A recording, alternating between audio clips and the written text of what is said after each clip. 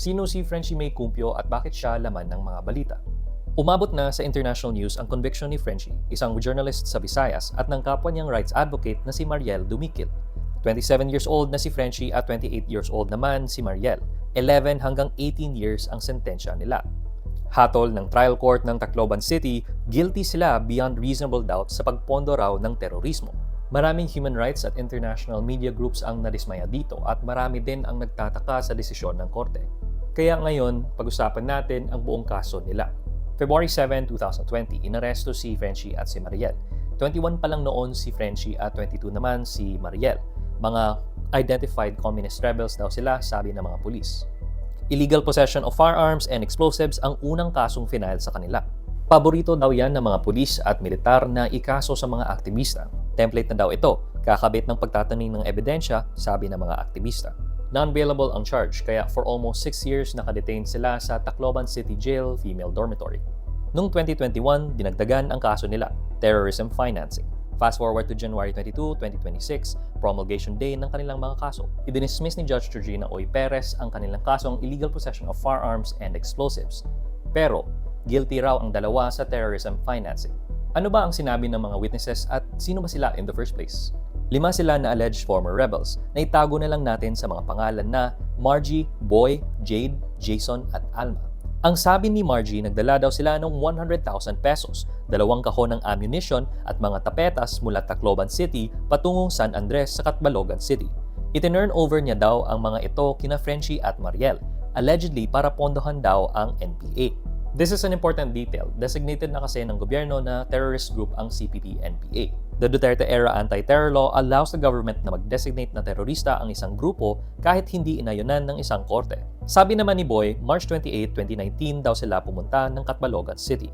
Si Jade naman, ang sabi niya, the next day, March 29, naabutan daw niya sina Frenchie at Mariel sa isang rebel camp sa Catbalogan. Ang salaysay ni Jason, nakita raw niyang magkasama sina Margie, Frenchie at Mariel sa rebel camp at nag-turn over ng pera sa grupo ng mga rebelde. So, paano na-prove ng prosecution ng mga former rebels itong si Margie, Boy, Jade at Jason?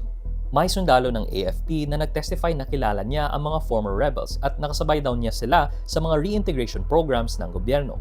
Meron pa daw silang document mula sa database ng Army na nag-confirm sa mga pangalan ng mga former rebels. But that's not all. Si Witness Alma, who has been historically named as a witness sa maraming mga kasong ifinail ng military against activists and progressive groups, said nakasama niya daw si Frenchie sa isang sakahan sa Tolosa, Leyte noong 2016 at 2017 para makipag-usap tungkol sa mga gagawin nila sa Eastern Visayas arm ng CPP-NPA. Dininay ito ni Frenchie, estudyante pa raw siya noong 2016 at 2017 sa UP Tacloban. Dininay din ni Frenchie at Mariel na pupunta sila sa Catbalogan noong March 29, 2019. Nasa Tacloban daw sila noong araw na yon. Sabi ni Frenchie, busy daw siya sa pagtulong sa mga evacuees ng San Jose de Buan na nasa Tacloban at hinaharas ng mga militar. At nakapagpadala pa nga siya ng email to prove na wala siya sa mga kabundukan ng San Andres noong panahon na yon.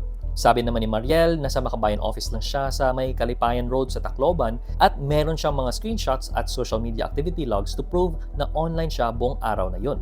So, may ebidensya naman sila.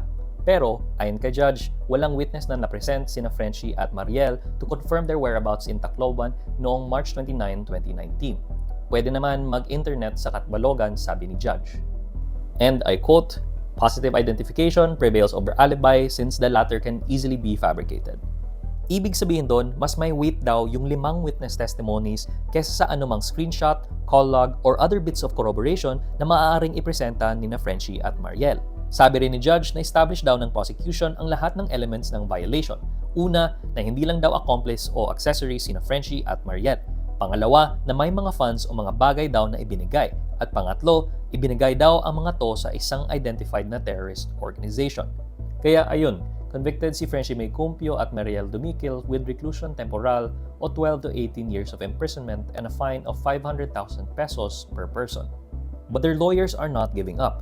Iaapela nila ang desisyon ng korte at susubukang magpiyansa in the meantime.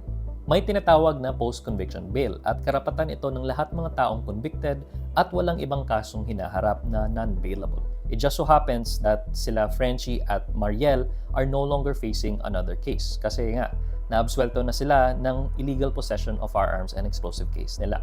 In the meantime, balik muna sina Frenchie and Mariel sa Tacloban City Jail. Frenchie is a journalist na nag-cover ng sitwasyon ng mga kapuspalad ng bayan niya. Si Mariel naman, nagtrabaho para sa karapatan at kapakanan nila. International rights advocates ask, nasaan na raw ang pangakong press freedom and human rights ng Marcos administration? For more on this and other important stories, download the Rappler app.